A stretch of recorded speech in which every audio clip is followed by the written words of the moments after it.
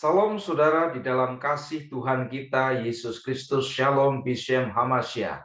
Apa kabar saudara? Saya harap semua saudara semua dalam keadaan di mana kehidupan kita terus berpaut kepada Tuhan. Amin. Mari kita berdoa bersama-sama untuk mendengar dan menerima firman-Nya. Bapa, dalam nama Yesus, kami buka hati saat ini untuk lawatan firman-Mu datang dalam kehidupan kami.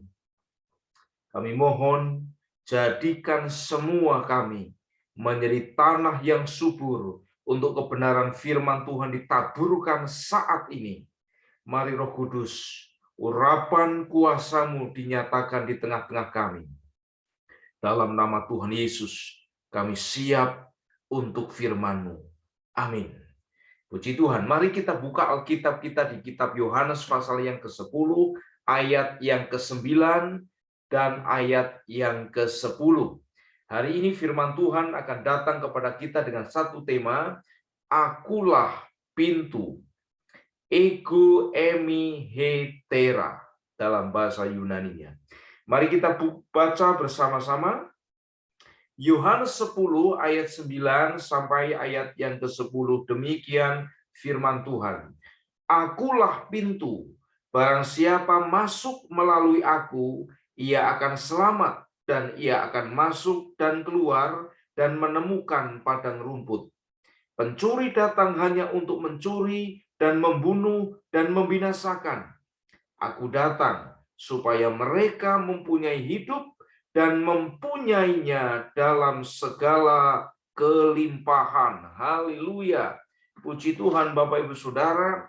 Sekali lagi firman Tuhan datang kepada kita dengan tema Akulah pintu. Saudara, perlu saya sampaikan dalam tuntunan Roh Kudus bahwa tidak semua yang terjadi, peristiwa-peristiwa yang terjadi yang kita alami dalam hidup kita adalah kehendak Tuhan. Belum tentu apa yang sedang terjadi hari ini, yang saya dan saudara terima, dan saya dan saudara alami adalah kehendak Tuhan. Tapi belum tentu juga apa yang saya dan saudara alami yang tidak sesuai dengan keinginan kita, tidak sesuai dengan kerinduan kita, itu juga kehendak Tuhan. Tidak selalu. Saya dan saudara dalam kehidupan ini akan banyak mendapati peristiwa-peristiwa yang kadang sesuai dengan apa yang kita rindukan, namun juga kita mendapati peristiwa-peristiwa kenyataan di mana apa yang terjadi tidak sesuai dengan apa yang kita impikan, apa yang kita rindukan, apa yang menjadi kehendak saya dan saudara.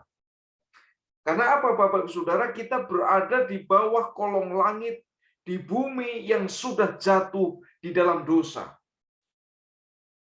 Dosa artinya salah sasaran.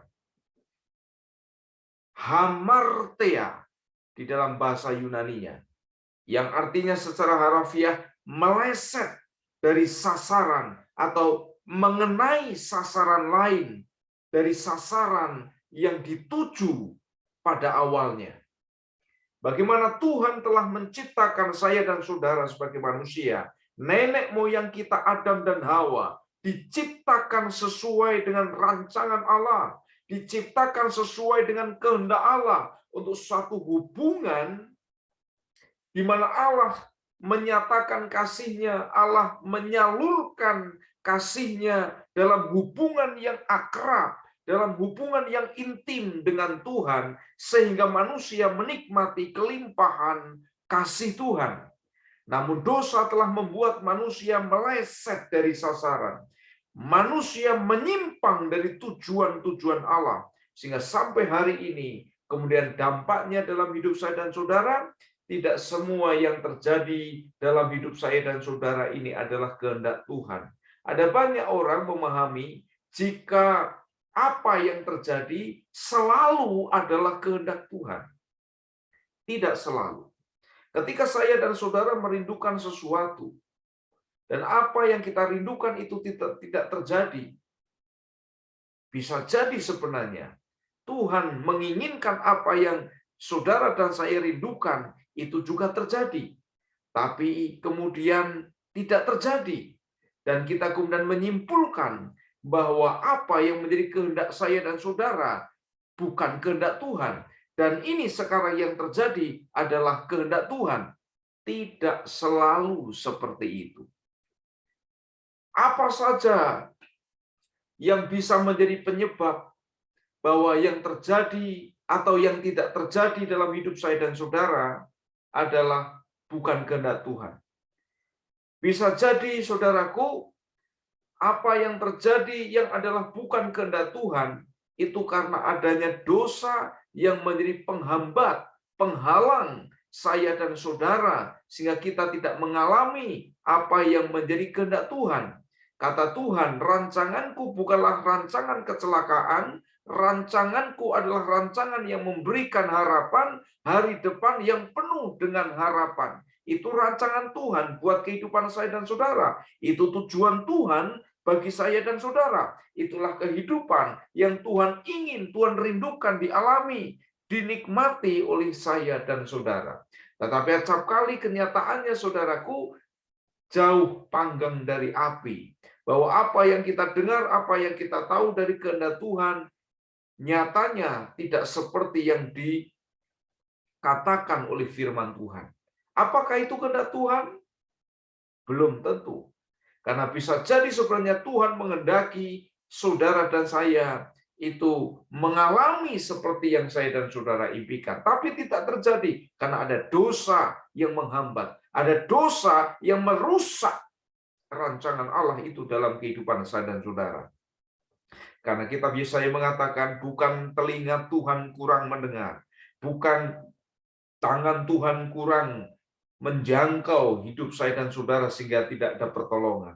Tapi yang menjadi pemisah antara kita dengan Tuhan adalah segala dosa dan kesalahan kita. Yang kedua, bisa jadi apa yang terjadi yang bukan kehendak Tuhan itu adalah karena hal-hal yang menjadi bagian kita di dalam Tuhan itu dicuri oleh setan.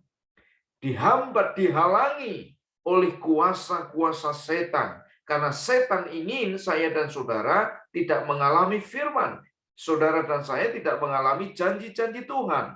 Yang ketiga, Bapak Ibu Saudara, apa yang terjadi dalam kehidupan saya dan saudara saat ini bisa jadi adalah akumulasi atau tumpukan, kumpulan dari semua yang telah kita tabur dalam kehidupan kita. Satu contoh misalkan, ketika seorang ayah, seorang orang tua, di masa-masa dia harus mendidik anaknya, di masa-masa di mana ia mengajar anaknya untuk hidup di dalam Tuhan, tapi waktu-waktu itu tidak digunakan untuk mengajar anak-anaknya hidup dalam Tuhan, hidup dalam kebenaran, hidup di dalam kuasa Tuhan, maka di kemudian hari ketika dia tua, dia tidak menghidupi dan mengalami kehidupan tua yang seperti yang ia dambakan, tapi justru banyak persoalan, banyak masalah. Itu bukan karena Tuhan mengizinkan dan menghendaki, tetapi semuanya itu terjadi karena kumpulan atau akumulasi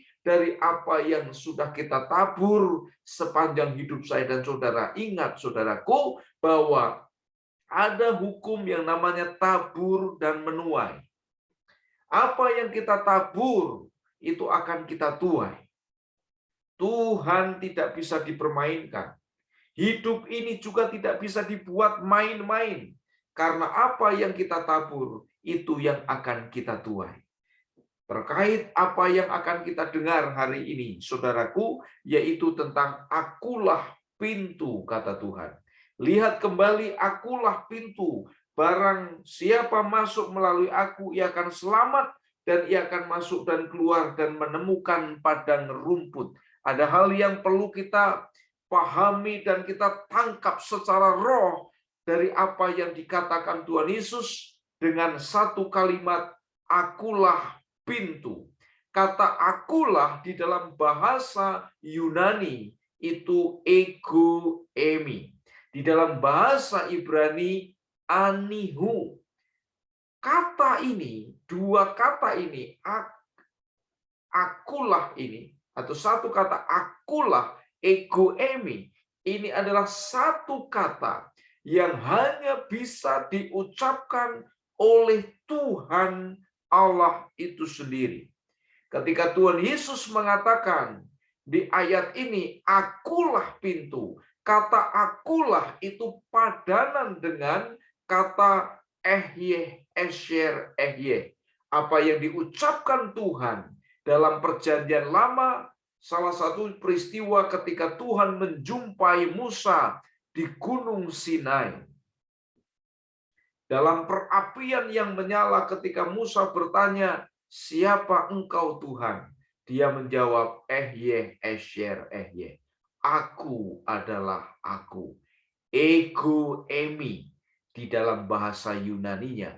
Dan di dalam terjemahan salinan Alkitab, bahasa Yunani yang disebut dengan Septuaginta, kata ehye, esher, ehye adalah ego emi. Di sini, saudaraku, yang pertama yang akan kita terima dan kita pahami saat ini adalah dalam kata akulah ini, Tuhan Yesus sedang menyatakan keilahiannya.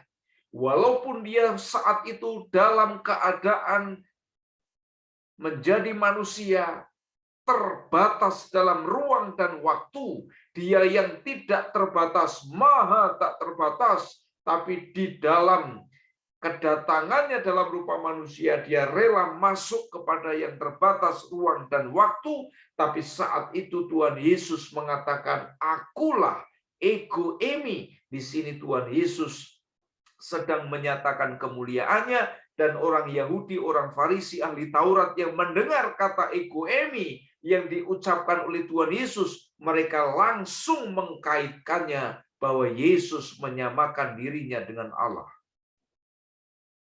Tapi benar bahwa di sini Tuhan Yesus sedang menyatakan bahwa Dia adalah Allah itu sendiri. Lalu yang kedua, di situ dikatakan akulah pintu. Konteks dari perikop ini, Tuhan Yesus sedang menyampaikan hubungan yang mendalam antara dirinya dengan umatnya, antara dirinya dengan murid-murid, antara dirinya dengan saya dan saudara umat tebusannya, bahwa hubungan antara saya dan saudara itu digambarkan oleh Tuhan Yesus di sini sebagai hubungan antara gembala dan domba. Dan Tuhan Yesus juga mengidentifikasikan dirinya sebagai akulah pintu, akulah gembala yang baik. Saudaraku, yang kedua dari hal ini kita akan pahami dan kita terima adalah apa? Bahwa Yesus adalah pintu itu sendiri. Dalam bahasa Inggris dikatakan, I am the door.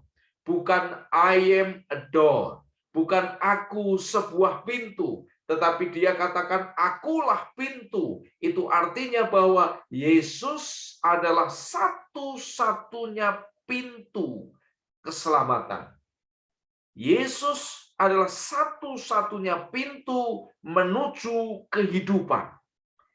Nah, menarik sekali Bapak Ibu Saudara. Di dalam tradisi Timur Tengah, ketika seorang gembala menggembalakan kambingnya, tidak selalu gembala-gembala ini kemudian membawa kambingnya untuk pulang ke kandangnya. Kadang-kadang oleh keadaan tertentu, domba-domba itu akan dibawanya masuk bermalam ke dalam sebuah gua.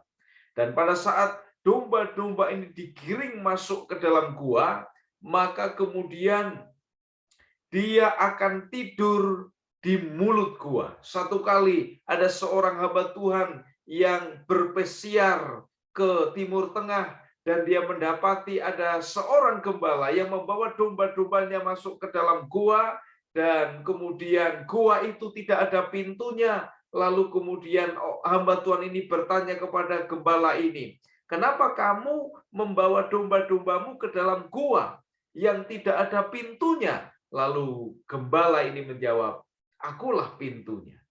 Jadi pada waktu malam, gembala akan tidur di mulut gua, sehingga domba-domba yang ada di dalam itu aman. Jika kalau ada binatang-binatang buas, serigala atau apapun yang ingin menerkam atau memangsa domba-domba itu, dia langsung berhadapan dengan gembalanya.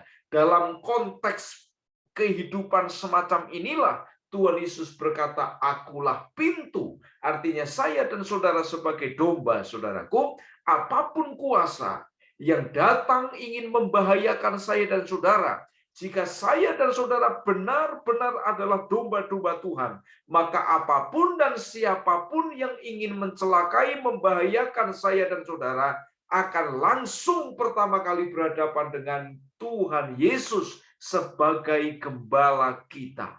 Haleluya, amin. Jadi tak ada celaka, tak ada kehancuran, tak ada kebinasaan yang dapat menyentuh kehidupan saya dan saudara, karena Yesus adalah pintu. Tapi syaratnya adalah saudara dan saya benar-benar domba Tuhan.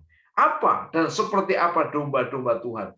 Domba-domba Tuhan mencirikan satu hal yang paling ciri, yang paling tegas adalah domba mengenal gembalanya. Domba mengenal suara dari gembalanya. Dan suara dari gembalanya itu yang diikutinya. Kalau ada gembala-gembala upahan, gembala-gembala palsu, dia tidak mendengarkannya. Dia hanya mendengar suara dan mengenali betul suara dari gembalanya. Apakah saya dan saudara sudah benar-benar memiliki hubungan dengan Tuhan seperti domba dengan gembalanya? Jika iya, maka saudara dan saya seperti yang dikatakan firman Tuhan, bahwa akulah pintu, barang siapa masuk melalui aku, ia akan selamat. Dan ia akan keluar masuk dengan bebas dan aman karena ada penyertaan Tuhan. Dan menemukan padang rumput. Menemukan jaminan pemeliharaan Tuhan secara nyata bagi kita.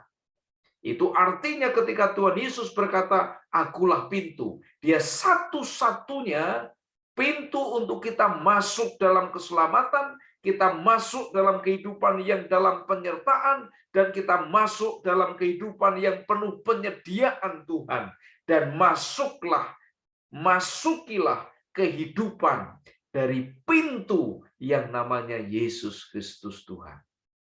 Apakah kita sudah menjalani kehidupan kita setiap hari melalui pintu ini? Atau saudara dan saya memilih pintu-pintu lain untuk masuk, mengarungi kehidupan di dunia ini? Jangan salah pintu. Yesus satu-satunya pintu yang akan membawa kita masuk, membuat kita masuk dalam kehidupan. Lalu selanjutnya, Bapak Ibu Saudara, yang ketiga, kita diberitahu tentang apa karya perbuatan dari pencuri. Ayat 10. Pencuri datang hanya untuk pertama mencuri, membunuh, dan membinasakan. Siapakah pencuri ini yang dimaksudkan oleh Tuhan Yesus di ayat ini? Ada dua.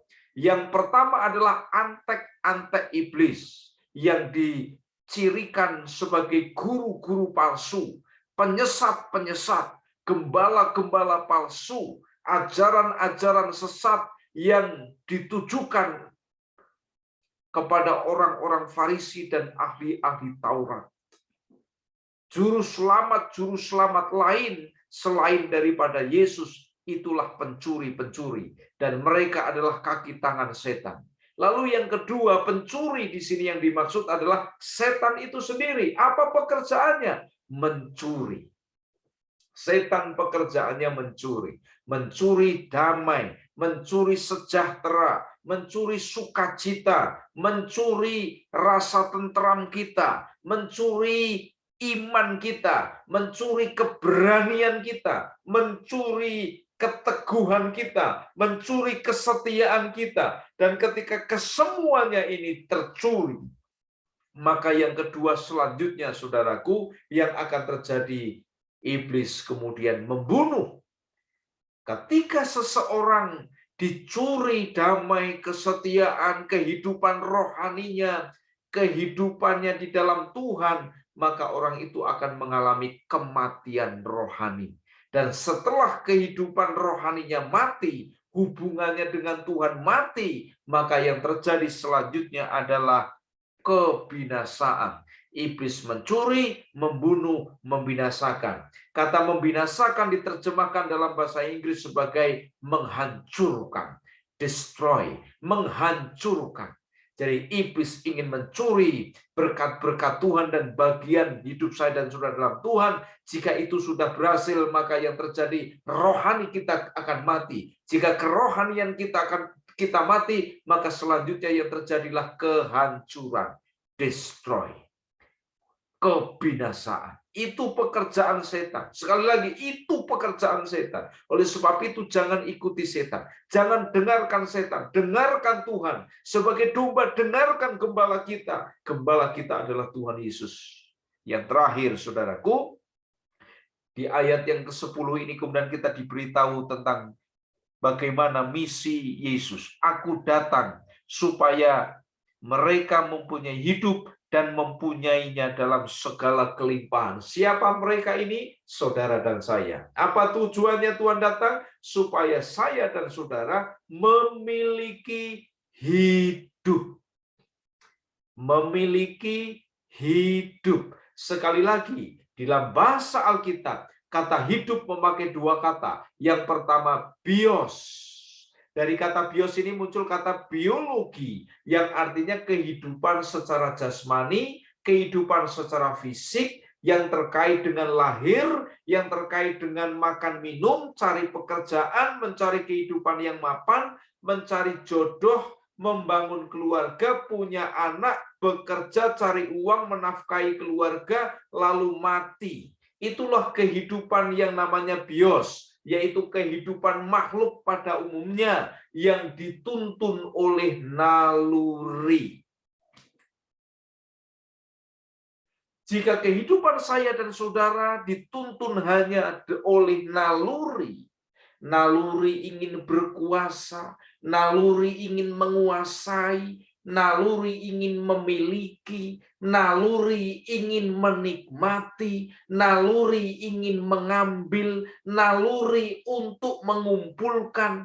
Semua jenis ini adalah kehidupan yang didorong oleh yang namanya naluri. Itu bios. Tidak ada hubungannya dengan hal yang rohani. Semua tujuan orientasi kehidupannya melulu perkara-perkara jasmani. Ini bios. Tapi Yesus tidak memberikan bios dalam ayat ini. Yang Yesus datang memberi hidup, kata hidup di sini adalah zoe, yaitu hidup kekal, hidup rohani, hidup dalam hubungan dengan Tuhan. Dan memiliki hidup itu, yaitu hidup rohani itu, hidup hubungan dengan Tuhan itu, dalam segala kelimpahan. Apa arti limpah? Arti limpah adalah meluber. Arti limpah artinya sampai wadah tidak memuat lagi. Sampai mengalir, tumpah. Itu artinya melimpah. Jadi Tuhan menjanjikan dan menyediakan satu kehidupan yang penuh kelimpahan dalam kehidupan rohani hidup saya dan saudara, dan ini akan berdampak kuat bagi kehidupan jasmani kita. Oleh sebab itu, saudaraku, ada satu perkataan yang mengatakan, jika saya dan saudara bersandar pada uang, maka saya dan saudara hanya akan mendapatkan apa yang bisa uang lakukan. Tapi, jika saya dan saudara bersandar kepada Tuhan, maka saya dan saudara akan menerima apa-apa yang bisa Tuhan lakukan dalam hidup kita. Sebab itu mari kita bersandar kepada Tuhan. Amin. Jangan bersandar kepada hal-hal lahiriah. Jangan bersandar kepada hal-hal yang hanya bersifat jasmani. bersandar kepada Tuhan, maka saudara dan saya akan menikmati, menerima, mengalami apa-apa yang Tuhan bisa lakukan dalam kehidupan saya dan saudara. Bagi Tuhan tidak ada yang mustahil. Amin. Maka yuk mari kita bersama-sama rame-rame masuk melalui satu-satunya pintu dalam hidup. Satu-satunya pintu untuk masuk dalam kehidupan, yaitu Tuhan Yesus Kristus. Haleluya. Tuhan Yesus memberkati. Tutup Alkitab saudara, dan mari kita berdoa. Mari buka hati. Buka hati. Jangan tunda-tunda. Jangan lagi membangun alasan. Jangan membangun kemalasan. Mari kita jangan tunda-tunda. Masuki pintu, yaitu Yesus Kristus. Untuk saudara terima kehidupan yang berkelimpahan. Tuhan Yesus, ini semua anak-anak-Mu. Tuhan Yesus, ini semua kami domba-domba-Mu. Silahkan masuk dalam hidup kami. Kami mau melangkah dengan iman. Masuk melalui Engkau satu-satunya pintu menuju keselamatan. Kehidupan yang penuh kelimpahan. Padang rumput yang hijau. Terima kasih Tuhan.